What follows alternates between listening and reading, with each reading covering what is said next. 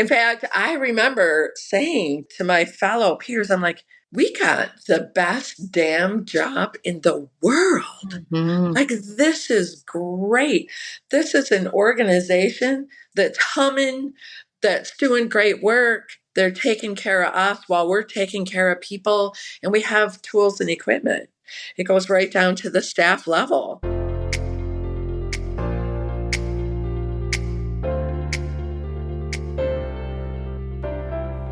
Welcome to Culture Change RX, the podcast for healthcare professionals that are committed to creating a thriving workplace culture, improving the experiences of employees and patients, and ultimately unlocking their organization's next level of potential. I'm Sue Tetzloff, your host and co-founder of Capstone Leadership Solutions. Join me and my insightful guests each week as we share actionable insights for navigating the crucial people side of the business of healthcare. Subscribe now for a weekly dose of Culture Change RX. Now let's dive into this week's conversation where culture change takes center stage. Well, welcome to the show, Jane McLeod. Glad to have you as my partner in crime for 12 plus years with Capstone and as a co-leader in a healthcare organization for a couple decades before that. And Jane, you and I have been on lots of adventures together. And this is That's just an another one. understatement. This is just another one. Best one ever. The best one ever. So why don't you take this opportunity on these early episodes of the podcast to introduce yourself a little bit to our audience, let them know a bit about you and a bit about your career. Oh, I would love to. So, my career, I won't tell you how many decades I've been working in healthcare as a registered nurse, but my career is kind of one that's gone full circle, or I like to say from the bedside to the boardroom and then back to the bedside again. And I started my career in a big, giant tertiary center in the hometown where I was born and raised, and thought it was pretty cool, enjoyed it. And then when my husband dragged me kicking and screaming into a rural setting where I was not only going to leave my specialty behind, which was inpatient oncology at the time, but the only job I could find was leaving leadership, where I was a leader at this tertiary center, going across the Mackinac Bridge into the Upper Peninsula of Michigan, kicking and screaming, to a place where the only job available was night shift and weekends in the emergency setting, in the emergency department setting. And so I was back to the bedside again. And what I discovered when I got to rural, both as a registered staff nurse, but also when I was promoted to leadership there, is Zowie, this is the way to work right here, that you are truly caring for your community every shift, every time. Like, it was so much more collaboration and teamwork. I fell in love with rural. Absolutely. That's one thing that we definitely certainly have in common. We have many things in common is our love and passion for rural and you know, the fact that we can wrap our arms around our community and the people that we're serving and be accountable to them when we're sitting next to them in the pews at church or walking into the grocery store. And certainly the ER, where you spent a lot of your career, is historically, we call it the front door, right? The front door. Big Yep. communities or Good, bad, and ugly. right. So you were a staff nurse in the emergency department. You were a leader of critical care and emergency services. And then you ended up finding your way to the C-suite as well in that same organization. And then you went back again to the frontline leadership and back to the, you know, you're right. It is full circle, isn't it? Then fast forward to 17 years later, I returned to the bedside again. And what I think then was really, really helpful, you know, when now our organization is transformed, we're moving forward, we've been actively working on our culture, and people, you know, were a little rough on me. I was their CNO, I was their director, and here I am with my master's degree in, you know, nursing and healthcare administration back at the bedside. They were like, But you and I had started Capstone. Yeah. So I needed a place to go and work night shift weekends. And I really think now that we know, Sue, what you and I know about change management, I really think I helped promote diffusion because I knew what they were all supposed to be doing. I knew Hmm. what they were all supposed, how they were supposed to be acting. And so I was really role modeling our behavior standards, our positive communication standards, but making it fun for them too. You don't have to be a robot. This is like really fun stuff. And I will never forget the road trip that you and I were on. So here I am working night shift, weekends, every weekend. Now you're my CNO and my Hmm. business partner. Yep. We're in a car trip. You're driving because I always let her drive because I don't drive. I'm not good. I say to you, hey, sister, nobody's doing bedside shift report in the ICU. Like, you know that, right? You were like, what? Yes, they are. I get a report every month that they're doing. And I'm like, yeah, no, it's not really happening. P.S. You turned to me and you said, well, what are you going to do about that? And that's when I knew I wasn't a regular staff nurse. And I really couldn't ever be, you know. And I said, well, first of all, I don't want these people are teaching me, training me how not to kill a patient. So I would, you know, like to befriend them, but you're right, I have to role model Hmm. Hmm. them. So It is a unique contrast. I guess thinking about it in that way is that mhm, you were a staff nurse before our organization went through a real organized effort to transform its culture, its results, its progress, mhm, and really turn that around. And you were part of the team that led the strategy and execution of that. And then you went back to the bedside and were a staff nurse during a time where the culture was different, mhm. where the processes and the systems that we use to get consistently better results and behaviors were different than when you first joined the organization as a staff nurse in the emergency department. And so it is really full circle, and it's contrast, right, of the before and Right. after. You know, I did have the great gift of being a staff nurse both before and after our cultural transformation. And I would say the biggest difference is we didn't have behavioral expectations then. Yeah. Then fast forward to when not only did we have behavioral expectations, but some of the very same staff nurses that said, don't be nice to people or they keep coming back here, now didn't even remember that time because we lived and breathed that higher set of expectations. So it was way easier to be a staff nurse the second time as well. In fact, I remember saying to my fellow peers, I'm like, we got the best damn job in the world. Hmm. Like, this is great. This is an organization that's humming, that's doing great work. They're taking care of us while we're taking care of people, and we have tools and equipment. It goes right down to the staff level. And the same is true where I was a department head.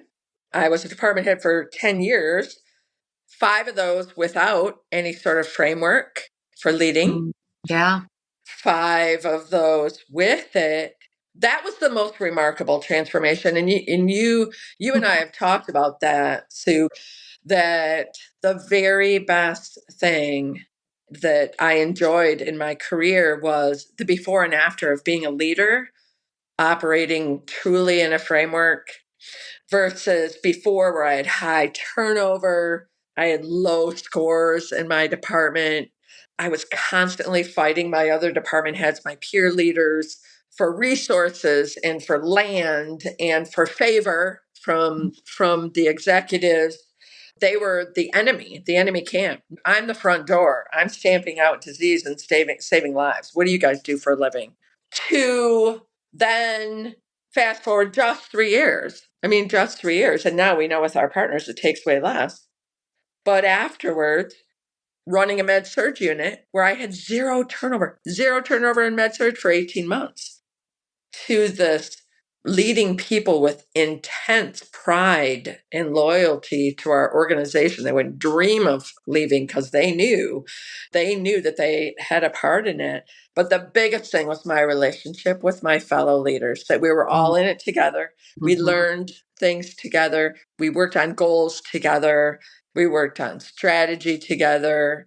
We were in it. They had my back. I had theirs. There was no silos. There was no pointing fingers.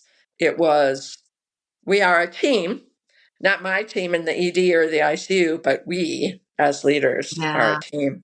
That reminds me of years ago through our work with Capstone. We've obviously had the great opportunity of speaking on many stages at state and national conferences. And I remember in particular being asked to speak about decreasing silos in the workplace Mm-hmm. and speaking on that topic. And, a lot of what we did in our transformation in those years in our own community hospital, we were going about this change and making these things happen.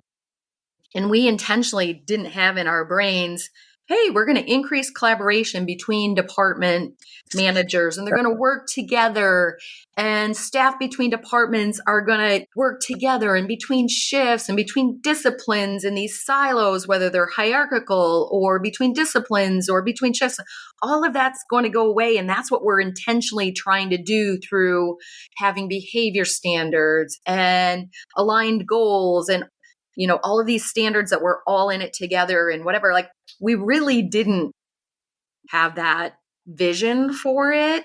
No, it was the best side effect ever.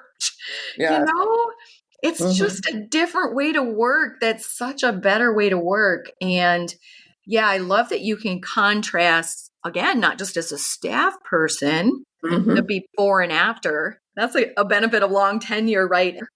And you Yep. saw that as a staff person, and you saw that as a frontline manager too. Absolutely.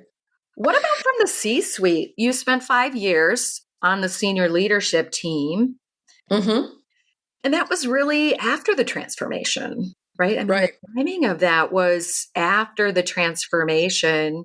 You really served in a leadership role as a frontline leader in crafting the transformation from the viewpoint of a frontline manager and that framework for their leadership. What's your take on, 5 years in the C-suite in an organization that really prioritizes excellence, always getting better, always improving behaviors? What's the cultural part of being a senior leader? What's your take on that? Well, always, senior leaders have to set the tone, role model. So when you're leading culture, you're always under a microscope anyway. As a frontline leader, you're under a microscope, but it's a telescope Yeah. as the executive. And so you have to craft your own model of accountability. Certainly, I had the tools and equipment that I needed to craft this model of accountability that we had.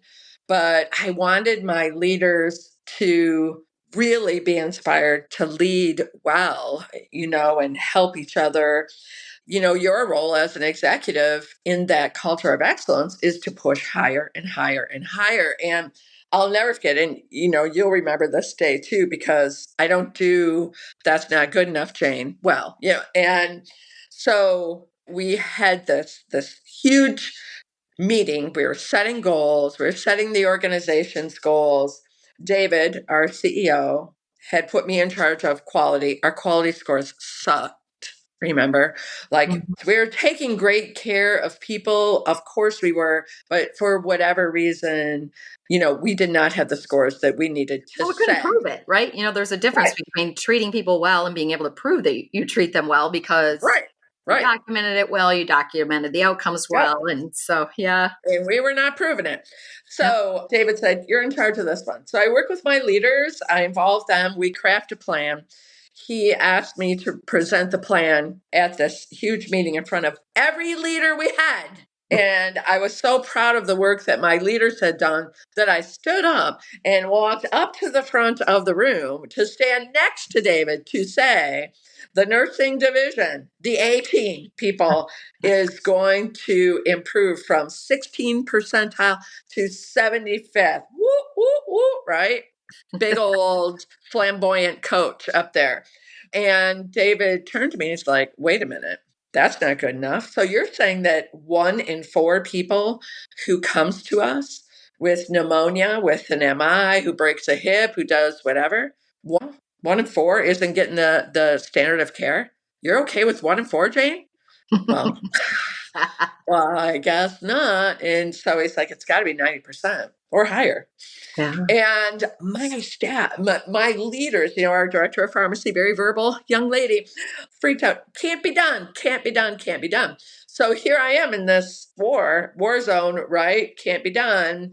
My boss is saying it will be done. Mm-hmm. And you have to, as an executive, no, guys, David's right. We got this. We can do this. Mm-hmm. There is no can't. Yeah. There is no try. There is only do. Yoda.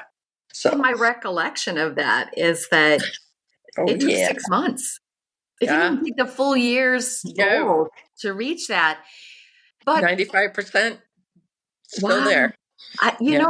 Then you move on to high reliability, right? Which is exciting in our industry, is that then we move on to zero defect and high reliability, that we just don't even say that's good enough, and we don't declare victory too soon. As John Cotter would say, is or ever, right? That we always keep going. But what a uniter, what we were talking about, silos.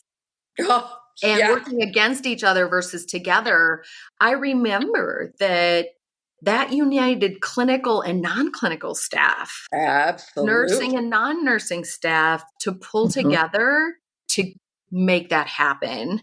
Maybe that level of connection and unitedness and combined effort, synergistic effort, would have never been called into play with a softer goal. No, I didn't ask Ginger, the coder from HIM. I was going to do it without her. But when we had to dig deep and really say, wow, what are we doing here? Who needs to be on our team? Yeah. Mm-hmm. Yep. Yeah. Yeah, that's right. The C-suite, you think about the importance of you rallying your people together to propose a goal, and then even the CEO saying, hey guys, that just isn't going to do it, right? Let's go higher, and setting that vision. And then, you step up and you say, how do we make it happen? It's fun though. When you look back, like, some people would say, that's not possible. I'm being set up to fail. How are we going to do this? It's so much stress. I don't want to do this, like whatever. Like, you could take that approach, but gosh, it seemed fun. Best fun ever. No, it was. It was the best fun ever, because people loved it too. Nobody wants to lose. People don't want to play for a losing team. And they were having fun as well. Yeah. Yeah, a lot of fun. It can't be just leaders, but they have an important role. So is there anything else you want to say on your thoughts around leadership and its role and influence? As you know, and I don't know if everybody knows this about us, we started our company for leaders. We saw that no matter where we were, that our own leaders needed help, but leaders everywhere need help. But, I think one of the real roles of leadership that people don't understand or they don't pay attention to is that our people, our employees, get their mission and vision from the executives, from the CEO. That's their role. So that when strategy is explained, it's ordinarily explained in the words of leadership. Okay. And what I saw is one of the most important roles that I had as a leader was knowing my people so well that I knew how they think, how they would react to a new strategy, a new goal, a change that was being put in place. And it was my role to take David's words as our CEO, your words as my CNO, COO, and then to have a conversation with a nurse aide who Mhm. works shifts, who, is in and out of patient rooms, who is the most important person to the patient on an every single day basis, and say, do you know what it means? Do you know what David meant at his CEO forum when he was talking about value-based purchasing and what that means and how that affects you in your job? It's more than, if we don't get this money, you ain't getting paid, sister. Mhm. It's, you could make a difference. And I saw that as, that is so vital to leadership, and people don't see that. They don't get it, but it is really, really crucial. So I always tried as an executive to teach my own leaders that is, hey, David just put out this huge thing, this news, this project, this advocacy. How will Mhm. you explain it to your staff? Know how they hear you, know Mhm. the words to say to them. You're really the interpreter and the The bridge. conduit, yeah, the Yeah. rainbow. Yeah. I'm the rainbow bridge. Yeah. Yeah. So, yeah, really a And bridge. that reminds me of a story that you tell when you teach and inspire people about elevating gratefulness and recognition and celebration and appreciation and the role of Mm-hmm. that in culture and ongoing improvement and how important that is. And I think of the celebration that you had, the Cherry Festival Oh, yeah. on MedSurge, when you had this big goal to take quality of care and be able to not only improve it, but prove it. And you had this celebration, you had a whole quarter of 100% perfect scores on quality outcomes Mm-hmm. for patients on an inpatient unit. And I remember you organized this festival, a celebration that involved all of the staff, even all of the patients. Can you just tell, because it emphasizes your point that the staff members, but then even the patients knew Yeah. what it meant. Yep. I set a goal and challenged my staff. Hey, we will have a cherry festival. I was born and raised in Traverse City, Michigan. Millions of people come there every summer to celebrate the National Cherry Festival. So I'm not living in Traverse City anymore, but in July it's cherry season for me. That's how I was born and raised. And so I said to them, we will have a cherry festival. It will be so much fun, but we have to do 100% for 3 months in a row. So we made it. And we had cherry inspired potluck. We had a cherry pie contest, which I came last place. We gave cherry inspired food to the patients. If you were on clear liquids, you got Jello. If you weren't, you got a cherry crisp of some sort. Like, I involved every department in the hospital, and every single person who walked into the department that day, patients, families, visitors, physicians, had to wear a little sticker that said, we made 100%. And the zeros were cherries.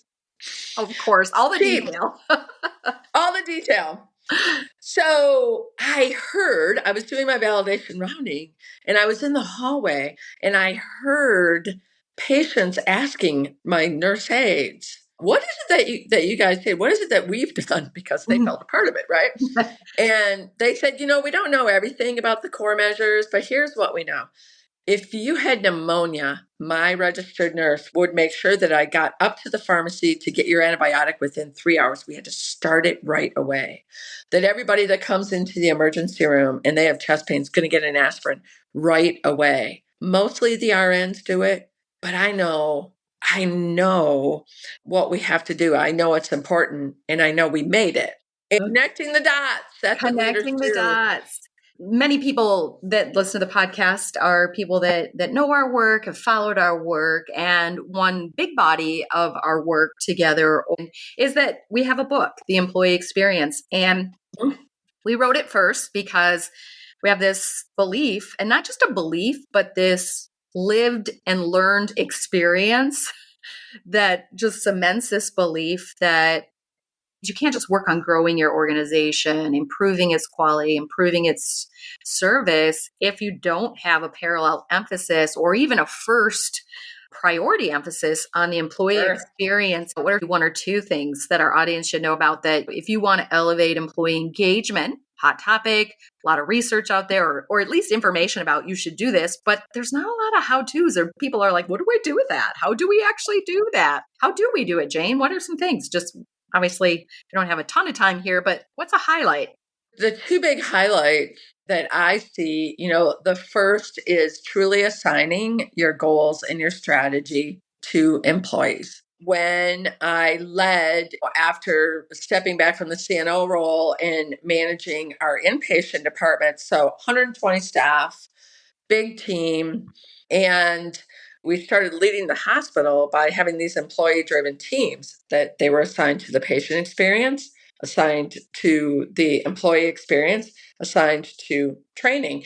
And when my staff members were asked to be on those teams, yes, I could have said, well, who's going to cover your shift, or who's going to allow you to go to this meeting? Instead, I knew I had a background of shared governance. So it was built in that we lead employees to the line of leadership. And I know not allowing them to do that would really stunt their growth. And I was totally right. I couldn't believe what ownership does for someone in their professional life, that the pride and the loyalty to that other team, the way they found best friends at work, which we know is a really giant deal. And they found it by leaving their department and seeing.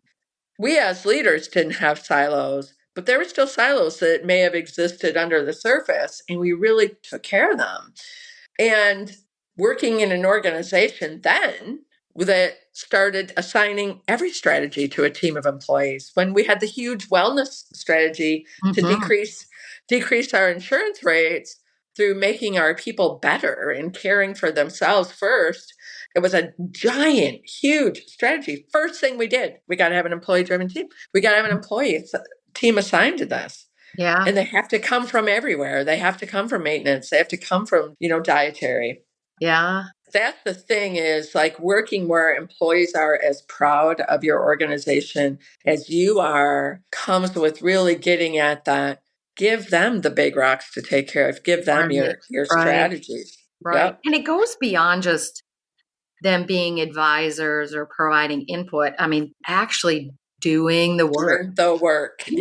Coming up with the ideas, making the decision about what idea to go with, going with that idea, trying to figure out whether it's working or not. If it's not, then adjusting it. Like, the employees can do that. And not only can they will, and they do it better. It has a higher chance of success, because, we talked about leadership a lot, but as leaders, we think we know how it really is going and, what the problems are and what the answers are. But, your eyesight is different. Your lens is different. Yeah. You can't know everything. Yeah. The second thing is, the very definition of leadership is to set an aim and inspire and lead people to that aim. So not every employee can be on a team. Not every employee has that desire or that time, but every employee can help set goals, can help set action plans for the goals, can understand really what their role is in it. And I see that as a key driver of engagement, empowerment as well. People don't want to lose. And they're competitive. And I mean, I will never forget, because most of my night shift nurse aides were nursing students. And when I would come in on the night shift and start my staff meeting right in front of our communication board where all our goals were, and say, hey, how's that response time coming with your call lights? What are you guys doing differently? I had this one 21-year-old nursing student say, I love working for a hospital that keeps track. Like, it's good to know we're keeping track of this. It's not willy-nilly. It's aimed. So I would say those two things, the teams and the goals. Yeah, those are two great tactics. And of course, we watch this over and over again be a useful approach that gets great results. So keep refining our use of employee-driven teams, keep refining our use of a goal cycle as mechanisms for engagement. So, all right, this has been great. This will not be our only time to gather together for a podcast episode on Culture Change RX. I know it won't. And we'll be having many of our other coaches join in on a podcast episode in the future, which is going to be exciting because our coaches, all of them, like you and I, as Capstone coaches, we have not just learned it, we have all lived it. Done it. All of our coaches have similar experiences to you of a life before Capstone. And so it's fun to go back and hear about your life before Capstone and how it really has been a pivotal part of shaping who you are as somebody who now helps organizations transform. So as we wrap up here today, I just have one final question that I'm going to ask you related to offering up one more very specific piece of advice for our listeners, especially our healthcare leaders that are listeners. What's one piece of advice you want to leave them with today? It is definitely relationships. Build relationships one at a time. Start with people that report directly to you. Listen, hear what they need, hear what their true souls are, right? Because who they are, getting to know them as people that are either extremely like you or extremely different from you is what makes the leadership world go around. And you can't convey that strategy, mission, vision without knowing how they're going to hear it. So listen. Yeah. You're Listen right. and hear. Yeah. You can't be that bridge. You can't communicate that mission, vision. You can't engage them. You can't tap them on the shoulder if you don't know them. If you don't know what makes them tick. Yeah.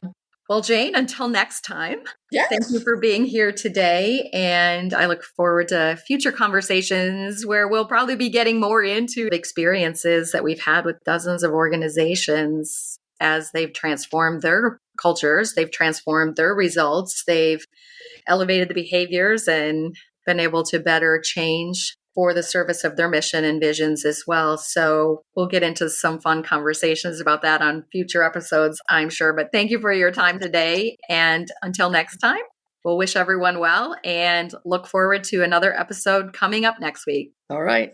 Bye. Bye now. Thanks for tuning in to Culture Change RX.